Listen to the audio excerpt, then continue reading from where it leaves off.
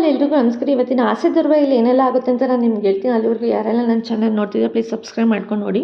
ಸಂಚಿಕೆ ಸೀರಿಯಲ್ನಲ್ಲಿ ಇಲ್ಲಿ ಮನೋಜ ಹಾಗೂ ಅವ್ರ ಫ್ರೆಂಡು ಕೂಡ ಜ್ಯೋತಿಷ್ರ ಹತ್ರ ಹೋಗಿ ಕುತ್ಕೊಂಡಿರ್ತಾರೆ. ಜ್ಯೋತಿಷ್ರ ಹತ್ರ ಹೋಗಿ ಕೇಳ್ತಾರೆ, ನನಗೊಂದು ದೊಡ್ಡ ಸಮಸ್ಯೆ ಆಗಿದೆ ಅಂತ ಹೇಳಿದಾಗ, ಯಾವ ಸಮಸ್ಯೆ ನನಗೇನು ಅರ್ಥ ಆಗ್ತಿಲ್ಲ ಅಂತ ಜ್ಯೋತಿಷ್ರು ಹೇಳ್ತಾರೆ. ಅದಕ್ಕೆ ಅವನಿಗೆ ಅವಾಗಲೇ ಬಂದಿರೋ ಒಂದು ಲೆಟರ್ನ ತೊಗೊಂಡು ಬಂದು ತೋರಿಸ್ತಾನೆ. ಅಲ್ಲೇ ಆವಾಗ ಜ್ಯೋತಿಷ್ರ ಹತ್ರ ಹೇಳ್ತಾರೆ, ಏನಿದು ಅಂತ ಕೇಳಿದಾಗ, ನೀವೇ ತೆಗೆದು ನೋಡಿ ಅಂತ ಅಂದಾಗ ಅವಾಗ ಅವ್ರ ಫ್ರೆಂಡ್ ಕೂಡ ಹೇಳ್ತಾರೆ, ಗೊತ್ತು ಗೌರಿ ಇಲ್ದಿರೋರು ಅವನಿಗೆ ಬಂದು ಲೆಟರ್ ಕೊಟ್ಟಿದ್ದಾರೆ, ಅದನ್ನ ನೋಡಿ ಅವ್ನು ಫುಲ್ ಗಾಬರಿ ಆಗಿದ್ದಾನೆ, ಟೆನ್ಷನ್ ತೊಗೊಂಡಿದ್ದಾನೆ ಅಂತ ಅವ್ರ ಫ್ರೆಂಡ್ ಹೇಳ್ತಿರ್ತಾರೆ. ಅದಕ್ಕೆ ಅವ್ರು ಆವಾಗ ಜ್ಯೋತಿಷ್ರು ಹೇಳ್ತಾರೆ, ಹೌದು ಇದರಲ್ಲಿರೋದು ನಿಜನೇ, ನಿಮಗೆ ದೊಡ್ಡ ಗಂಡಾಂತರನೇ ಕಾದಿದೆ ಅಂತ ಹೇಳ್ತಾ ಇರ್ತಾರೆ.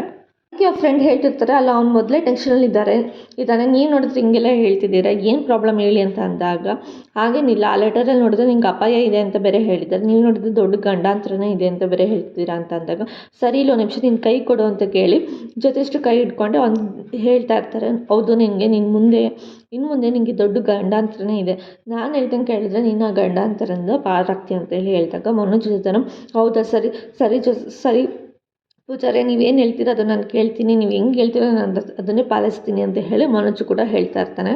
ಕರುಣ ಅವನು ಸಾಯೋಕ್ಕೆ ಮುಂಚೆ ಅವನು ದಾನ ಧರ್ಮ ಮಾಡಿದ್ರಿಂದ ಅವನು ಅದನ್ನು ಕಾಪಾಡ್ಕೊಂಡು ಅವ್ನು ಉಳ್ಕೊಂಡ ಅಂತೇಳಿ ಹೇಳ್ತಿರ್ಬೇಕು. ಅದಕ್ಕೆ ಅವ್ರ ಫ್ರೆಂಡ್ ಹೇಳ್ತಾರೆ, ಇವನು ಎಲ್ಲಿ ಕರುಣ, ಇವನು ಎಲ್ಲಿ ದಾನ ಮಾಡಿದ್ದಾನೆ, ಇವನು ಬರೀ ಬೇರೆಯವ್ರ ಹತ್ರ ಕಿತ್ಕೊಂಡು ತಿಂದಿದ್ದೆ ಆಯಿತು ಅಂತೇಳಿ ಅವ್ರ ಫ್ರೆಂಡ್ ಹೇಳ್ತಿರ್ತಾರೆ.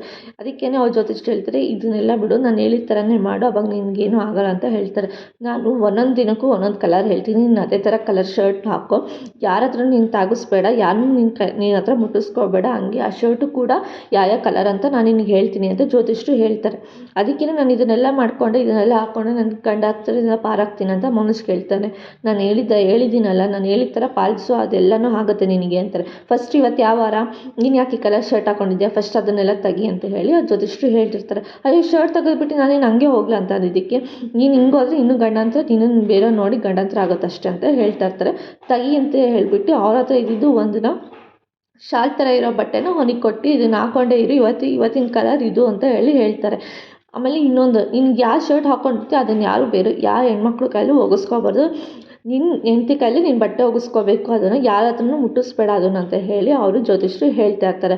ಅಯ್ಯೋ ಇದೆಲ್ಲ ಬೇರೆ ಇದೆಯಾ ಅಂತ ಹೇಳಿ ಅವನು ಕೂಡ ಆ ಥರ ಯೋಚನೆ ಮಾಡ್ತಾ ಇರ್ತಾನೆ. ಈ ಕಡೆ ಸೂರ್ಯ ಒಂದು ಮನಿ ಸೇವಿಂಗ್ರಿ ಅಂತ ಹೇಳ್ಬಿಟ್ಟು ಒಂದು ಬಾಕ್ಸ್ ತೊಗೊಂಡ್ಬಂದು ತೋರಿಸ್ತಾ ಇರ್ತಾನೆ ಅವ್ರ ಅಪ್ಪನಿಗೂ ಮತ್ತು ಹೇಳಿ ಮೀನಿಗೂ, ನೋಡಪ್ಪ ನಾನು ಇದನ್ನು ತಂದಿದ್ದೀನಿ ಅಂತ. ಅದೇ ಟೈಮಿಗೆ ಶಾಂತಿ ಬಂದು, ನೀನು ನಿನ್ನ ಹೆಂಡತಿ ಇಬ್ಬರು ಸೇರ್ಕೊಂಡು ಹೋಗಿ ಭಿಕ್ಷೆ ಬೇಡ್ತಾ ಇದ್ದೀರಾ ಅಂತ ಹೇಳಿ ಅವಳು ಕೂಡ ಆಡ್ಕೊಂಡು ನಗ್ತಾ ಇರ್ತಾಳೆ. ಅದಕ್ಕೇ ಶ್ರೀಮನ್ ವೆಂಕಟರಮಣ ಗೋವಿಂದ ಅನ್ನೋ ಥರ ಎಲ್ಲರ ಮನೇಲಿ ಹೋಗಿ ಭಿಕ್ಷೆ ಬೇಳ್ತೀರಾ ನೀವು ಅಂತ ಹೇಳಿ ಅವರ ಶಾಂತಿ ಹೇಳ್ತಿರ್ಬೇಕಾದ್ರೆ ಅವರ ಗಂಡ ಇದ್ದವ್ರು ಹೇಳ್ತಾರಲ್ಲ, ನಿನ್ನ ಬಾಯಿಗೆ ಏನು ಒಳ್ಳೆ ಮಾತೇ ಬರಲ್ವೇನೆ, ಬರೀ ಇಂಥ ಕೆಟ್ಟ ಮಾತು ಮಾತಾಡ್ತಾರೆ, ನಿನ್ಗೊಂಚೂರು ಅರ್ಥನೇ ಆಗಲ್ಲ, ಯಾವ ಟೈಮಲ್ಲಿ ಏನು ಮಾತಾಡಬೇಕು ಅನ್ನೋದು ನಿಂಗೆ ಗೊತ್ತಾಗಲ್ವಾ ಅಂತ ಹೇಳಿ ಹೇಳ್ತಾ ಇರ್ತಾನೆ. ಅಲ್ಲ ರೀ, ನಾನು ಇರೋದನ್ನೇ ಹೇಳಿದೆ, ನಾನು ಹಂಗೆ ಅವ್ನು ತೊಗೊಂಬಂದಿದ್ದು ನೋಡಿ ನಾನು ಅದನ್ನೇ ಅಂತ ಅಂದ್ಕೊಂಡೆ ಅಂತ ಹೇಳಿ ಅವಳು ಹೇಳ್ತಾ ಇರ್ತಾಳೆ. ಅವ್ರು ಏನಾದರೂ ಅಂದ್ಕೊಳ್ಳಿ, ಅಪ್ಪ ನಾನು ಏನಕ್ಕೆ ತಂದಿದ್ದು ಅಂದರೆ, ನಾವು ಇದರಲ್ಲಿ ದುಡ್ಡು ಕೂಡಿಟ್ಬಿಟ್ಟು ಇದೇ ದುಡ್ಡಲ್ಲಿ ನಾವು ಒಂದು ರೂಮ್ ಕಟ್ಟಿಸ್ಕೋಬೇಕು ಅಂತ ಹೇಳಿ ಅಂದ್ಕೊಂಡಿದ್ದೀವಿ, ನಾನು ಮತ್ತು ಮೀನಾ ಅಂತ ಹೇಳಿ ಸೂರ್ಯ ಹೇಳ್ತಾ ಇರ್ತಾನೆ. ಹೌದೇನೋ ಒಳ್ಳೆ ಕೆಲಸ ಮಾಡಿದೆ ಅಂತ ಹೇಳಿ ಹೇಳ್ತಿರ್ಬೇಕಾದ್ರೆ ಶಾಂತಿದು ಇದೆಷ್ಟು ಶತಮಾನ ಆಗುತ್ತೋ ಇದರಲ್ಲಿ ಕೂಡಿಟ್ಟು ಇದರಲ್ಲಿ ರೂಮ್ ಕಟ್ಟಿಸ್ಕೊಳ್ಳೋದು ಅಂತ ಹೇಳಿದಾಗ, ಅದಕ್ಕೆ ಮೀನು ಹೇಳ್ತಿರ್ತಾಳೆ, ಇಲ್ಲ ಶತಮಾನ ಅಲ್ಲ, ಇವಾಗಲೇ ನೋಡಿ ಇನ್ನು ಸದ್ಯದಲ್ಲೇ ನಾವು ಇದರಲ್ಲಿ ದುಡ್ಡು ಕೂಡಿಟ್ಕೊಂಡು ನಾವು ಒಂದು ರೂಮ್ ಕಟ್ಟಿಸ್ಕೊತೀವಿ ಅಂತ ಹೇಳಿ ಹೇಳ್ತಾ ಇರ್ತಾಳೆ. ಮೀನನ್ನು ಕೂಡ ನೋಡ್ತೀವಿ ಅಮ್ಮ, ನೀನು ಹೆಂಗೆ ಕಟ್ಟಿಸ್ಕೊಂತ, ನೀವು ಹೆಂಗಿರ್ತೀರ ಅಂತ ನಾವು ನೋಡ್ಬಿಡು ಅಂತ ಹೇಳಿ ಶಾಂತಿನೂ ಕೂಡ ಹೇಳ್ತಾ ಇರ್ತಾಳೆ. ನೀನು ಅದೇನೋ ಕೇಳಿದ್ಲಲ್ಲ ಅವಾಗಲೇ, ಏನಾದರೂ ಬಿಸಿ ಬಿಸಿ ಕಾಫಿ ತೊಗೊಂಡು ಕೊಡು ಅಂತ ಹೇಳಿದ್ಲಲ್ಲ, ಇವಾಗ ಹೋಗಿ ಬಿಸಿ ಬಿಸಿ ಕಾಫಿ ಎಲ್ಲ ಕುದಿತಿರೋ ಟೀ ಇರುತ್ತಲ್ಲ, ಇದಿರುತ್ತಲ್ಲ ಅದನ್ನ ತೊಗೊಂಬಂದು ಅವಳು ಮುಖದ ಮೇಲೆ ಎಸಿ, ಅವಾಗಾದರೂ ಬುದ್ಧಿ ಕಲಿತಾಳೆ. ಅಲ್ಲ ಅವಳಿಗೆ ಒಂಚೂರು ಬುದ್ಧಿ ಬೇಡವಾ ಹಂಗೆ ಹಿಂಗೆ ಅಂತ ಹೇಳಿ ಅವ್ರ ಗಂಡ ಬೈತಾ ಇರ್ತಾಳೆ ಶಾಂತಿಗೆ. ಅಲ್ಲ ರೀ, ಇರೋದನ್ನ ತಾನೇ ನಾನು ನಿಮ್ಗೆ ಹೇಳಿದೆ, ನಾನೇ ನಿಮಗೆ ಬೇರೆ ಹೇಳೋದನ್ನ, ಅಲ್ಲ ಅದನ್ನು ದುಡ್ಡು ಕೂಡಿಟ್ರೆ ಅದು ಎಷ್ಟು ದಿನ ಬರುತ್ತೆ, ಎಷ್ಟು ಬೇಗ ರೂಮ್ ಕಟ್ಟಿಸ್ತಾನೆ ಹೇಳಿ ಅಂತ ಹೇಳ್ತಾ ಇರ್ತಾನೆ. ಅದೇ ಟೈಮ್ಗೆ ಮನೋಜ್ ಕೂಡ ಬರ್ತಾನೆ, ಅದೇ ವೇಷ ಹಾಕ್ಕೊಂಡು ಶಾಲ್ ಹಾಕ್ಕೊಂಡು ಬಂದಾಗ, ಏನೋ ಮುಂಚೆ ಈ ಥರ ಆಗಿದೆಯಾ, ನಿನಗೇನಾದರೂ ದೆವ್ವ ಮೆಟ್ಕೊಂಡಿದ್ದೆ ಈ ಥರ ಬಂದಿದ್ದಿಲ್ಲ ಅಂತ ಅಂದಿರ್ತಾನೆ. ದೆವ್ವ ಅಲ್ಲಮ್ಮ, ಯಾವುದೋ ಒಂದು ದೇವರು ಬಂದಿರಬೇಕು ಮೈ ಮೇಲೆ ಅಂತೇಳಿ ಸೂರ್ಯ ಹೇಳ್ತಾ ಇರ್ತಾನೆ. ಅದಕ್ಕೇ ಈಗ ಏನೋ ಆಗಿದೆ ನಿನಗೆ, ಈ ಥರ ಎಲ್ಲ ಆಡ್ತಿದ್ಯಾ ಅಂತ ಹೇಳಿ, ಮನೆಯಿಂದ ಹೋಗ್ಬೇಕಾದ್ರೆ ಚೆನ್ನಾಗೇ ಇರ್ತೀಯ, ಅಲ್ಲಿಂದ ಬರ್ತಾ ನಿನ್ಗೇನೋ ತೊಗೊಂಡು ಬರ್ತೀಯ, ನನ್ನ ನಾಳೆ ಬರೋದು ನಿನ್ನ ಬೇರೆ ತಂದೆ ಆಗಿದ್ದೀನಿ ಅಂತ ಹೇಳ್ತಿರ್ಬೇಕಾದ್ರೆ ಶಾಂತಿ, ಅಯ್ಯೋ ಇರೀರಿ ಅವ್ನ ಬಾಯಲ್ಲಿ ಏನು ಬರುತ್ತೆ ಅಂತ ಫಸ್ಟ್ ನೋಡೋಣ, ಸುಮ್ಮನೆ ಇರಿ ಅಂತ ಹೇಳ್ತಾ ಇರ್ತಾಳೆ. ಸರಿ ಏನಾಯಿತು ನಿನಗೆ ಹೇಳು ಅಂತ ಹೇಳ್ಬಿಟ್ಟು ಶಾಂತಿ ಕೇಳ್ತಿರ್ತಾಳೆ. ಅದಕ್ಕೇ ಮನೋಜ್ ಇದನ್ನು ಹೇಳ್ತಿರ್ತಾನೆ, ಏನಿಲ್ಲ ಏನೋ ಆಯಿತು ನಿನಗೆ ಈ ಥರ ಇದೆ, ಶರ್ಟ್ ತೆಗಿಯೋ, ಶರ್ಟ್ ಎಲ್ಲೋ ಇಲ್ಲ ಇದೆಯಾ, ಹಾಕ್ಕೊಳ್ಳೋ ಅಂತ ಹೇಳ್ಬಿಟ್ಟು ಅವನ ಹತ್ರ ಇರೋದನ್ನೆಲ್ಲ ಕಿತ್ತುತ್ತಾ ಬಿಸಾಕೋಕ್ಕಿಂತ ಟ್ರೈ ಮಾಡ್ತಾನೆ. ಅಮ್ಮ ನೀನು ನನ್ನ ಮುಟ್ಬೇಡ ಕಣಮ್ಮ ಅಂತ ಹೇಳ್ತಾರೆ. ನಾನು ನಿನ್ನ ಅಮ್ಮ ಕಣೋ, ನೀನು ಅಮ್ಮ ಆದರೂ ಏನಾದರೂ ಏನು, ನನ್ನ ಮುಟ್ಬೇಡ ಅಷ್ಟೇ ನೀನು ಅಂತ ಹೇಳಿ ಮನೋಜ್ ಜೋರು ಮಾಡ್ತಾ ಇರ್ತಾನೆ. ನಾನು ಅಮ್ಮ ತಾನೇ ಅಂತ ಹೇಳಿ ಇವ್ನಿಗೆ ಯಾಕೆ ಹಿಂಗೆ ಆಡ್ತಿದ್ದಾನೆ, ಏನು ದೆವ್ವ ಮಾಡ್ಕೊತು ಇವನಿಗೆ ಅಂತ ಹೇಳಿ ಅಂದ್ಕೊತಾ ಇರ್ತಾಳೆ. ಅದೇ ಟೈಮ್ಗೆ ಅವನು ದೇವ್ರ ಮನೆಗೆ ಹೋಗಿ ಗಂಟೆ ಅಲ್ಲಾಡಿಸ್ಬಿಟ್ಟು ಪೂಜೆ ಮಾಡೋಕ್ಕೆ ಅಂತ ಹೇಳ್ಬಿಟ್ಟು ದೇವ್ರ ಹತ್ರ ಬೇಡ್ಕೊತಾ ಇರ್ತಾನೆ. ವೆಂಕಟರಮಣ ಗೋವಿಂದ ಅಂತ ಹೇಳಿ ಬೇಡ್ಕೊತಾ ಇರಬೇಕಾದ್ರೆ ಅಲ್ಲಿಂದ ಬರ್ತಾನೆ. ಅಲ್ಲಿಂದ ಬಂದು ಅವ್ರ ಅಪ್ಪನ ಹತ್ರ ಬಂದ್ಬಿಟ್ಟು ಕಾಲು ಮುಗಿಯೋ ಥರ ಕೈ ಮುಗಿತಾ ಇರ್ತಾನೆ. ಯಾರನ್ನೂ ಮಾತಾಡಿಸಿ ರೂಮಿಗೆ ಹೋಗ್ತಾನೆ. ಏನಿದು ಇಷ್ಟು ದೊಡ್ಡ ಉಂಡಿ ಅಂತೇಳಿ ರೋಹಿಣಿ ಕೇಳ್ತಿರ್ಬೇಕಾದ್ರೆ ಏನು ಡೊನೇಷನ್ ಕೇಳಕ್ಕೆ ಹೋಗ್ತಿದ್ದೀರಾ ಅಂತ. ನಮ್ಮ ನಿನ್ನ ಗಂಡನ ಸರಿ ಮಾಡೋಕ್ಕೆ ಅಂತೇಳಿ ಅವನು ಹಾಡ್ಕೊಂಡು ಹೋಗ್ತಿರ್ಬೇಕಾದ್ರೆ ರೋಹಿಣಿ ಹೋಗ್ಬಿಟ್ಟು ಮೀನಾಗೆ ಹೇಳ್ತಾಳೆ, ನಿನ್ನ ಗಂಡನಿಗೆ ಸರಿಯಾಗಿ ಮಾತಾಡೋಕ್ಕೆ ಹೇಳಿ ಅಂತೇಳಿ ಹೇಳ್ತಿರ್ಬೇಕಾದ್ರೆ, ನನ್ನ ಗಂಡನೆಲ್ಲ ಫಸ್ಟ್ ನಿನ್ನ ಗಂಡನಿಗೆ ಏನಾಗಿದೆ ಹೋಗಿ ರೂಮಲ್ಲಿ ಹೋಗಿ ನೋಡು ಅಂತ ಹೇಳಿ ಮೀನಾ ಹೇಳ್ತಾಳೆ. ನನ್ನ ಗಂಡನಿಗೆ ಏನಾಗಿದೆ ಅಂತ ಹೇಳ್ಬಿಟ್ಟು ರೋಹಿಣಿ ಬಂದು ರೂಮಲ್ಲಿ ಮನೋಜ ಇರೋ ರೂಮಲ್ಲಿ ಹೋಗ್ತಾನೆ. ಮನೋಜ್ ನೋಡಿದ್ರೆ ಈ ಥರ ಕುತ್ಕೊಂಡಿರ್ತಾನೆ, ಈ ಥರ ವೇಷದಲ್ಲಿ. ರೋಹಿಣಿ ಅದು ನೋಡಿ ಫುಲ್ ಗಾಬರಿ ಆಗ್ತಾಳೆ, ಏನಾಗಿದೆ ಇವರಿಗೆ ಅಂತ ಹೇಳಿ. ಮನೋಜ್ ಅವ್ರಿಗೆ ಏನಾಗಿದೆ ನಿಮಗೆ, ಯಾಕೆ ಈ ಥರ ಅವ್ರು ಆಡ್ತಿದ್ದೀರಾ ನೀವು, ಅಲ್ಲಿ ನೋಡಿದ್ರೆ ನಿಮ್ಮ ಅಣ್ಣ ನಿನ್ನ ಹಾಡ್ಕೊಂಡು ಬೈತಾ ಇದ್ದಾನೆ ಅಂತೇಳಿ ಹೇಳ್ತಿರ್ತಾನೆ. ಎಲ್ಲೋಯ್ತು ನಿಮ್ಮ ಶರ್ಟ್, ಇದೇನಾ ನಿಮ್ಮ ಶರ್ಟು, ಏನು ನಿಮ್ಮ ಅಣ್ಣ ಏನಾದರೂ ಜಗಳ ಮಾಡ್ಕೊಂಡು ಅರ್ಧಾಕನ್ನ, ಇರಿ ಒಂದು ನಿಮಿಷ ಹೋಗಿ ಕೇಳ್ತೀನಿ ಅಂತ. ಶರ್ಟ್ ನೋಡೋದು ಚೆನ್ನಾಗಿದೆ, ಇರಿ ಒಂದು ನಿಮಿಷ ಅವ್ನು ಹೋಗಿ ಕೇಳ್ತೀನಿ ಅಂತ ಹೇಳ್ಬಿಟ್ಟು ಹೋಗ್ತಿರ್ತಾಳೆ. ರೋಹಿಣಿ ಅವನೇನು ಮಾಡಿಲ್ಲ, ನೀನು ಸುಮ್ಮನೆ ನಿಂತ್ಕೊ ಅಂತ ಹೇಳ್ತಾನೆ. ಏನಾಯಿತು ಮನೋಜ್ ನಿಮಗೆ, ಯಾಕೆ ಈ ಥರ ಹಾಡ್ತಿದ್ದೀರಾ ಅಂತ ಹೇಳಿದಾಗ, ನಿನಗೆ ಗೊತ್ತಿಲ್ವ ರೋಹಿಣಿ, ಅದೇ ನಿನ್ಗೆ ಗೊತ್ತು ತಾನೇ, ಅದೇ ನಂಗೆ ಶರ್ಟಲ್ಲಿ ಲೆಟರಲ್ಲಿ ಆ ಥರ ಎಲ್ಲ ಬರೆದು ಕಳಿಸಿದಾರಲ್ಲ, ಅದಕ್ಕೆ ನಾನು ಈ ಥರ ಇದ್ದೀನಿ ಅಂತ ಹೇಳ್ತಾನೆ. ಯಾರು ಹೇಳಿ ನಿಮಗೆ ಈ ಥರ ಇರೋದಕ್ಕೆ, ನಾನು ಹೋಗಿ ಜ್ಯೋತಿಷ್ರನ್ನ ಕೇಳಿದೆ, ನನಗೊಂದು ದೊಡ್ಡ ಗಂಡಾಂತರನೇ ಇದೆ ಅಂತ ಮುಂದೆ ಅಂತ ಹೇಳಿ ಹೇಳಿದ್ದಾರೆ. ಲೆಟರಲ್ಲಿ ನೋಡಿದ್ರೆ ನಿನ್ನ ಸುತ್ತಮುತ್ತ ಇರೋರೇ ಆಗಿದ್ದಾರೆ, ಸುತ್ತಮುತ್ತ ಇರೋರಿಂದ ನಿನಗೆ ಪ್ರಾಬ್ಲಮ್ ಇದೆ, ಇವ್ರು ನೋಡಿದ್ರೆ ನಂಗೆ ಗಂಡಾಂತರ ಇದೆ ಅಂತ ಹೇಳಿದ್ದಾರೆ. ಅದಕ್ಕೆ ನಾನು ಈ ಜ್ಯೋತಿಷ್ರು ಹೇಳಿದ್ದಾರೆ ನೀನು ಇದೇ ಥರ ಇರಬೇಕು, ಈ ವಾರ ಈ ದಿನ ಇದೇ ಥರ ಕಲರ್ ಶರ್ಟ್ ಹಾಕೋಬೇಕು ಅಂತ ಹೇಳಿದ್ದಾರೆ. ಅದಕ್ಕೆ ನಾನು ಅವ್ರನ್ನೇ ಪಾಲನೆ ಮಾಡ್ತಿದ್ದೀನಿ, ಅವ್ರು ಹೇಳ್ದಂಗೆ ಕೇಳ್ತಿದ್ದೀನಿ.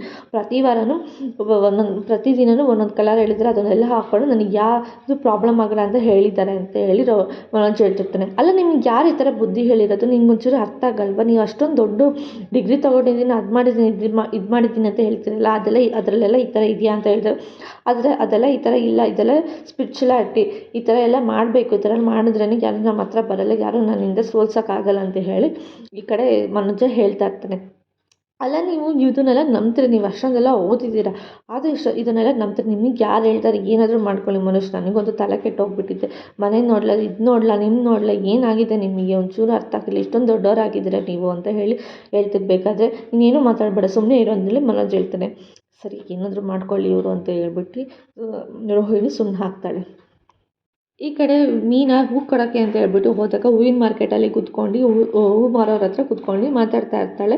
ಅದಕ್ಕೇನೋ ಅಲ್ಲಿರೋರು ಒಬ್ಬರು ಹೇಳ್ತಾರೆ, ನಾನು ನನ್ನ ಗಂಡ ಎಷ್ಟು ಇದು ಮಾಡ್ತಾನೆ ಗೊತ್ತಾ ನನ್ನ ಅಂತೇಳಿ ಹೇಳ್ತಿರ್ಬೇಕಾದ್ರೆ, ಏನಾಯಿತು ಅಂತ ಎಲ್ಲರೂ ಕೇಳಿದಾಗ, ಏನಿಲ್ಲ ಹೂ ಕೊಡೋಕ್ಕೆ ಅಂತ ಯಾರ್ದೋ ಮನೆಗೆ ಹೋಗಿದ್ದೆ, ಅಲ್ಲಿ ನೋಡಿದ್ರೆ ಯಾರೋ ಒಬ್ಬರು ಒಂದು ದೋಸೆ ಮಾಡಿದ್ರು, ತುಂಬ ಚೆನ್ನಾಗಿ ಬಂದಿತ್ತು, ಅದಕ್ಕೆ ಅದನ್ನು ಟ್ರೈ ಮಾಡಿಬಿಟ್ಟು ನನ್ನ ಗಂಡನ ಕೊಟ್ಟರೆ, ಏನು ಈ ಥರ ಮಾಡಿದ್ದೆ ಅಂತ ಹೇಳಿ ನಂಗೆ ತುಂಬ ಬಾಯಿಗೆ ಬಂದಂಗೆ ಬೈದ್ಬಿಟ್ರು ಅಂತ ಹೇಳಿ ಹೇಳ್ತಿರ್ತಾನೆ. ಹೌದಾ, ಅದಕ್ಕೆ ಮೀನಾ ಹೇಳ್ತಿರ್ತಾನೆ, ನನ್ನ ಗಂಡ ಆಗಲ್ಲ, ನನ್ನ ಗಂಡ ತುಂಬ ಚೆನ್ನಾಗಿ ನೋಡ್ಕೊತಾನೆ ಅಂತ ಹೇಳಿ ಹೇಳ್ತಿರ್ತಾಳೆ. ನೀನು ಬಿಡಮ್ಮ, ಮದುವೆ ಆದ ದೋಸ್ರಲ್ಲಿ ಎಲ್ಲರೂ ಹಂಗೆ ಅಂತಾರೆ, ಅದು ಆಮೇಲೆ ಹೋಗ್ತಾನೆ ಗೊತ್ತಾಗೋದು ಅಂತ ಹೇಳಿ ಎಲ್ಲರೂ ಹೇಳ್ತಿರ್ತಾರೆ. ಹಾಗೇನಿಲ್ಲ, ಮುಂಚೆ ಹೆಂಗೋ ನನ್ನ ಗಂಡ ಈಗಲೂ ಹಂಗೆ ಅಂತ ಹೇಳಿ ಹೇಳ್ತಿರ್ತಾಳೆ. ಸರಿ ಆಯಿತು, ನಾನು ಮಾಡಿದ್ನಲ್ಲ ದೋಸೆ ಆ ಥರ ನೀನು ಮಾಡು, ನಿನ್ನ ಗಂಡ ಬೈಲಿಲ್ಲ ಅಂದರೆ ಅವಾಗ ಗೊತ್ತಾಗುತ್ತೆ ಅಂತ ಹೇಳಿ ಹೇಳ್ತಿರ್ತಾರೆ. ಅದಕ್ಕೆ ಮೀನೇಂದಳು, ಸರಿ ಆಯಿತು, ನಾನು ಅದು ದೋಸೆ ಮಾಡ್ತೀನಿ, ನನ್ನ ಗಂಡ ಬೈತಾನೆ ಇಲ್ವ ಅಂತ ನಾನು ನಿಮಗೆ ಬಂದು ಹೇಳ್ತೀನಿ ಅಂತ ಹೇಳ್ತಾರೆ. ಸರಿ ಆಯಿತು ಬೆಟ್ಟಿಂಗು, ನಿನ್ನ ಗಂಡ ಬೈತಾನೆ ಅಂತ ಹೇಳಿ ಹೇಳ್ತಾ ಇರ್ತಾರೆ. ಸರಿ ಅಂತ ಹೇಳ್ಬಿಟ್ಟು ಈ ಕಡೆ ಮನೋಜು ಮತ್ತು ರೋಹಿಣಿ ಅವ್ರ ಅಮ್ಮ ಬರ್ತಾರೆ. ಆವಾಗ ರೋಹಿಣಿಗೆ ಸೈಡ್ ಬಾ ಅಂತ ಹೇಳ್ಬಿಟ್ಟು ಮನೋಜನಮ್ಮ ಕರ್ಕೊಂಬಂದು ಕೂರಿಸ್ಕೊಂಡು ಈ ಥರ ಅವ್ನು ಏನೇನು ತೊಗೊಂಬಂದಿರ್ತಾನೆ, ಯಾವ ದಿನಕ್ಕೆ ಯಾವ ಕಲರ್ ಅಂತ ಹೇಳಿರ್ತಾರೆ ಅದನ್ನೆಲ್ಲ ಶರ್ಟ್ ತೊಗೊಂಬಂದು ಹಾಸಿಗೆ ಮೇಲೆ ಇಡ್ತಾ ಇರ್ತಾನೆ. ಏನೋ ಇದೆಲ್ಲ ಜಾತ್ರೆ ಕಲರ್ ತೊಗೊಂಬಂದಿದ್ದೆ, ಏನೋ ಆಗಿದೆ ನಿನಗೆ, ನೀನು ಈ ಥರದ್ದೆಲ್ಲ ಹಾಕಲತ್ತಾನೆ, ಯಾಕೋ ಈ ಥರ ಆಡ್ತಿದ್ದೆ ನೀನು ಅಂತೇಳಿ ಕೇಳ್ತಾ ಇರ್ತಾಳೆ ಅವ್ರ ಅಮ್ಮ ಇದನ್ನೆಲ್ಲ ಹಾಕ್ಕೋಬೇಕು, ಇದನ್ನೆಲ್ಲ ಹಾಕ್ಕೊಂಡು ಈ ಥರ ಕಲರೆಲ್ಲ ನನಗೆ ಒಂದೊಂದು ದಿನವೂ ಒಂದೊಂದು ಕಲರ್ ಹೇಳಿದ್ದಾರೆ, ಆಯಾ ಕಲರೇ ಇದು, ಈ ಕಲರ್ ಹಾಕ್ಕೊಂಡು ಯಾರೂ ನನ್ನ ಹತ್ರ ಬರಲ್ಲ ಅಂತ ಹೇಳಿದ್ದಾರೆ, ಅದಕ್ಕೆ ನಾನು ಈ ಥರ ಆಡ್ತಿದ್ದೀನಿ ಅಂತ ಹೇಳಿ ಅವನು ಹೇಳ್ತಾನೆ. ಅಲ್ಲ ಕಣೋ, ನಿನಗೇನೋ ತಲೆ ಕೆಟ್ಟಿದ್ದೆ, ಏನಾಗಿದೆ ಅಮ್ಮ ರೋಹಿಣಿ ಇವನಿಗೆ ಅಂತ ಹೇಳಿ ಶಾಂತಿ ಹೇಳ್ತಿರ್ತಾನೆ. ನನಗೂ ಗೊತ್ತಿಲ್ಲ, ನಾನು ಎಷ್ಟು ಹೇಳಿದ್ರು ನನ್ನ ಮಾತೇ ಕೇಳ್ತಿಲ್ಲ ಅಂತ ರೋಹಿಣಿ ಹೇಳ್ತಿರ್ತಾಳೆ. ಯಾರ ಮಾತು ನಾನು ಕೇಳಲ್ಲ, ನನಗೆ ಯಾರಿಂದಾದರೂ ತೊಂದರೆ ಆಗ್ತಿದೆ ಅಂತ ಹೇಳಿ ನನಗೆ ಯಾರೋ ಹೇಳಿದ್ದಾರೆ, ಮತ್ತು ಗಡ್ಡಾತ್ರನೂ ಇದೆ ಅಂತ ಸ್ವಾಮೀಜಿಗಳು ಹೇಳಿದ್ದಾರೆ, ಹಂಗಾಗಿ ನಾನು ಇದನ್ನೇ ಪಾಲನೆ ಮಾಡ್ತೀನಿ, ಯಾರೂ ಕೂಡ ನನಗೇನೋ ಡಿಸ್ಟರ್ಬ್ ಮಾಡಬೇಡಿ, ನನಗೆ ಇಷ್ಟ ಬಂದಾಗ ನನಗೆ ಇರಕ್ಕೆ ಬಿಡಿ ಅಂತೇಳಿ ಮನೋಜ್ ಹೇಳ್ತಿರ್ತಾನೆ. ಅಲ್ಲ ಮನೋಜ್ ಅವರೇ, ನಿಮ್ಗೆ ಏನಾಗಿದೆ, ನೀವು ದೊಡ್ಡ ಬಿಸ್ನೆಸ್ ಮ್ಯಾನ್, ಈ ಥರ ಎಲ್ಲ ಆಡ್ತಿದ್ದೀರ ಅಂತ ಹೇಳಿ ರೋಹಿಣಿ ಕೂಡ ಹೇಳ್ತಿರ್ತಾಳೆ.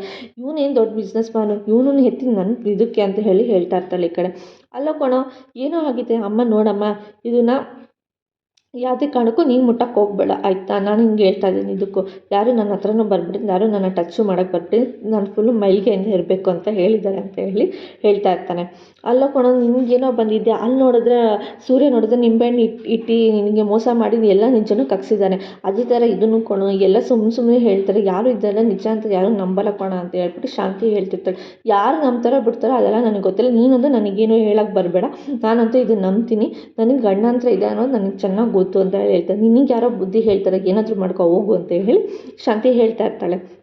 ಅದೇ ಟೈಮ್ಗೆ ಮನೋಜ ಇದನ್ನು ರೋಹಿಣಿಗೆ ಹೇಳ್ತಾ ಇರ್ತಾನೆ, ನೋಡು ರೋಹಿಣಿ, ಯಾವುದೇ ಕಾರಣಕ್ಕೂ ನೀನು ನನ್ನ ಹತ್ರ ಬರ್ಬೇಡ, ನನ್ನ ಟಚ್ಚು ಕೂಡ ಮಾಡಬೇಡ, ನಾನು ಫುಲ್ಲು ಮೈಲಿಗೆಯಿಂದ ಇರಬೇಕು ಅಂತ ಹೇಳಿ ಹೇಳ್ತಾ ಇರ್ತಾನೆ. ಅದಕ್ಕೆ ನೋಡು ಇನ್ನು ಮುಂದಿಂದ ನೀನು ಬಟ್ಟೆ ನೀನು ಇದನ್ನೆಲ್ಲ ನೀನನ್ನು ಹಾಕ್ಕೊಂಡಿದ್ದೆ ಅದೆಲ್ಲ ನೀನೇ ಹೋಗಿಬೇಕು ಅಂತ ಹೇಳಿದ್ದಾರೆ ಸ್ವಾಮೀಜಿನೂ. ನನ್ನ ಹೆಂಡತಿ ಕೈಲೇ ಹೋಗಿಸ್ಕೋಬೇಕು, ಯಾವ ಹೆಣ್ಮಕ್ಳು ಕೂಡ ನನ್ನ ಬಟ್ಟೆನೂ ಮುಟ್ಟಬಾರ್ದು ಅಂತ ಹೇಳಿದ್ದಾರೆ ಅಂತ ಹೇಳಿ ರೋಹಿಣಿಗೆ ಹೇಳ್ತಿರ್ಬೇಕಾದ್ರೆ ರೋಹಿಣಿಗೆ ಫುಲ್ ಶಾಕ್ ಆಗುತ್ತೆ. ಏನು ಇದನ್ನೆಲ್ಲ ನಾನು ಹೋಗಿಬೇಕಾ?